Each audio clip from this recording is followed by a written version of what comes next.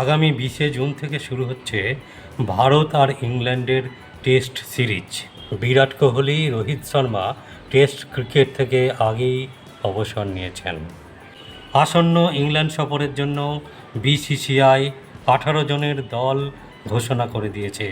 দল ঘোষণা হয়েছে 24শে মে 2025 তারিখে। যে 18 জনের দল ঘোষণা হয়েছে তাতে রয়েছে বেশ কতগুলি চমক। কী সেই চমক? আসুন একে একে সেগুলিই বলি। অধিনায়ক হওয়ার দৌড়ে এগিয়েছিলেন বুমরাহ, কিন্তু বুমরাহ নয়, ভারতীয় দলের অধিনায়কত্ব করবেন শুভমন গিল। চলতি আইপিএলে শুভমন গিলের পারফরম্যান্স চোখে পড়ার মতো। তরুণ ক্রিকেটার, যার প্রতি সকলের প্রত্যাশাও অনেক। বাড়তি চাপ নেওয়ার সক্ষমতাও শুভমন গিলের উপর রয়েছে। এই 18 জনের দলে জায়গা হয়নি বাংলার ক্রিকেটার মোহাম্মদ শামির। বলা হচ্ছে মোহাম্মদ শামি পুরোপুরি সুস্থ নন। তিনি সুস্থ হলে হয়তো তাকে ইংল্যান্ডে পাঠানো হতে পারে। আসন্ন ইংল্যান্ড সফরে ভারতীয় দলের ওপেনার হিসেবে জায়গা পেয়েছেন কেএল রাহুল এবং যশস্বী জয়সওয়াল।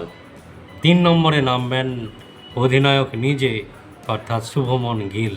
উইকেট রক্ষকের দায়িত্ব সামলাবেন ঋষভ পন্থ। আর মিডিল অর্ডারে রয়েছে শার্দুল ঠাকুর, রবীন্দ্র জাদেজা এবং ওয়াশিংটন সুন্দর। পেস আক্রমণে রয়েছেন বুমরাহ, সঙ্গে রয়েছেন মোহাম্মদ সিরাজ, প্রসিদ্ধ কৃষ্ণ, আকাশদীপ, হর্ষদীপ সিং। আর স্পিন বিভাগে কুলদীপ যাদব।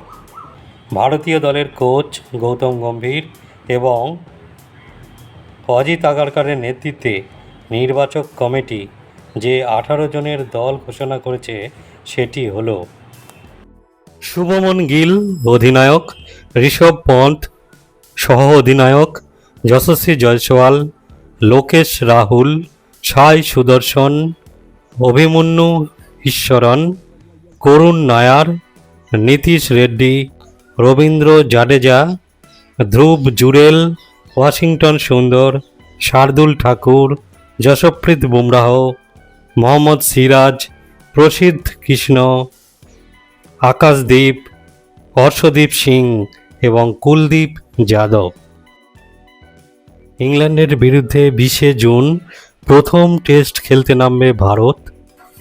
সেই ম্যাচটি হবে লিডসে। দ্বিতীয় টেস্ট 2রা জুলাই থেকে ম্যানচেস্টারে। তৃতীয় টেস্ট হবে লর্ডসে 10ই জুলাই থেকে। আর 23শে জুলাই থেকে ম্যানচেস্টারে শুরু হবে চতুর্থ টেস্ট। পঞ্চম টেস্ট তথা শেষ টেস্ট হবে লন্ডনের ওভালে 31শে জুলাই থেকে। তার আগে ইংল্যান্ডে লায়ন্সের বিরুদ্ধে 2টি বেসরকারি টেস্ট খেলবে ভারত। তারপর নিজেদের মধ্যে এক আন্তর্দলীয় ম্যাচও হবে। আজকের ভিডিও এই পর্যন্ত। ভালো লাগলে সঙ্গে থাকবেন। ধন্যবাদ।